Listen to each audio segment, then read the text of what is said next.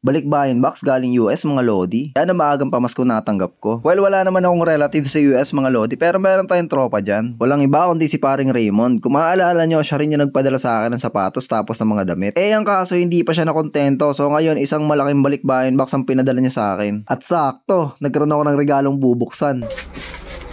Ano ang boss? Hindi na ba nagkako ng cellphone? Yan. Critics naman eh. Ayaw ko tatawag kagahapon, narito na nga kami oh. Hindi kilala. Balikbayan box ko. Tapos hindi ko na makontak kayo yung number ninyo. Wala akong signal dito sa loob. Hi guys, ako si Kuya Renan. Tambay ako, pero marami akong pangarap. Pangarap ko imaman walang ginagawa at kung paano gagawin yun, ako hindi ko pa rin po alam. At ngayong araw, samahan nyo ako yung unboxing yung napakalaking balikbayan box galing US mga idolo. Hello? Wow. Dami shirt. Ilan to? Tatlo. Ayan. T-shirt. Uy. Ito ko ba? Ay, food. Ang cute mo.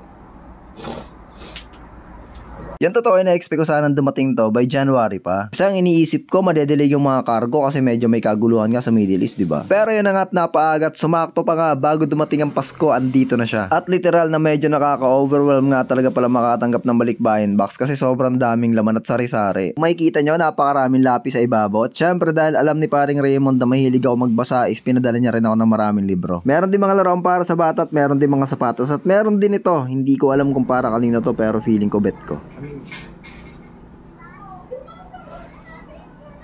Kerry! At kung maaalala nyo, ako nga yung pinakauna niyang pinadala ng sapatos pero hindi siya pumayag na ako lang yung meron. Dito sa balikbayan box na to, kinumpleto niya. Meron para kay Mrs. simula sa pinakapanganay kong anak hanggang sa pinakabunso namin. At syempre dahil balikbayan box yan, hindi mawawala yung mga tsokolate. At may mga paunti-unting pasorpresa pa. Namahan niya pa nga ng kawali mga lodi ko. At pati yung mga tsinelas nga hindi pa pinaligtas ni paring Raymond. Pati yung pamingwit na binabala kong gamitin sa mga vlogs ko, hindi na rin ako bibili. Sigalat mo. Di alin yan tamalik mo.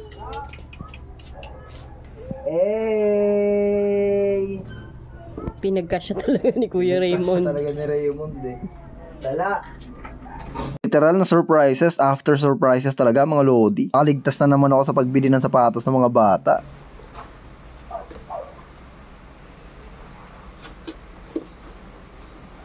Ano sabi?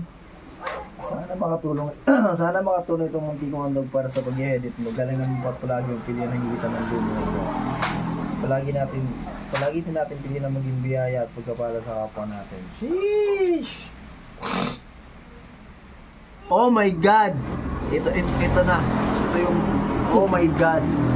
Ito talaga yung ano eh. Ito talaga eh. Ito akin talaga to sigurado. Sure na sure ako nito akin talaga. Tabang lumalalim nga yung pagkalkal ko sa balikbayan box na to, mas lalo ko nagugulat at napapaisip kung paano ay napagkasya ni paring Raymond to dito lahat. Meron mga sapatos, may bola, kutsara, may mga damit, may mga sweater, ngayon may scooter ng bata, at meron pa siyang binigay sa akin na drone. Oh my God, sobrang pamasko naman ata to paring Raymond. Ito tao, medyo napapaisip nga ako ano ba talaga ginawa ko para ma-deserve ko itong mga gantong bagay. Hindi rin naman ako mabait eh. Hindi rin naman ako mapagbigay. Pero sobrang daming blessings sa dumarating. Literal na kung bibilahin ko nga lahat ng blessings ko, yung taon is baka abutin tayo ng 1 linggo sa pagkikwentuhan. Sobrang dami talagang blessings na dumating sa akin ngayong taon. Katulad na lang pagsimula namin ng business ni Commander. Nagbenta ako ng damit, nagbenta rin kami ng mga pabango. At literal na sold out yung mga paninda namin. Pinipilit nga namin makapag-restock bago mag New Year kasi ang dami pa rin naghahanap, especially ng mga damit na binibenta ko. So ayan, gustong gusto ko magpasalamat. Unang-una sa Diyos sa lahat ng blessings na binibigay niya sa akin. Pangalawa, sa asawa ko, sa walang sawang pagmamahal at suporta. Pamilya ko, sa lahat ng kaibigan. At pati na rin sa inyo na walang sawa nakasuporta sa mga walang kwentang content na pinag-upload ko rito sa social media. Salamat na marami kay paring Raymond. Chong, hindi ko alam kung ano ginawa ko para ma-deserve ko to, pero well, sabi mo nga 'di ba? Trip mo lang tong ginagawa mo. Syempre, hayaan na lang kita kasi ang tindi ng trip mo eh. Sana patuloy kang pagpalain at tuloy-tuloy ka pa rin maging blessing sa ibang tao. So ayan, hanggang dito na lang. Comment mo nga kung saan location ka na napanood mo tong video na to. Sabi ko kasi wala akong mararating para alam ko videos ko saan nakakarating. That's it for this video. Maraming salamat sa lahat ng suporta. Maraming salamat sa panonood. See you guys on the next one.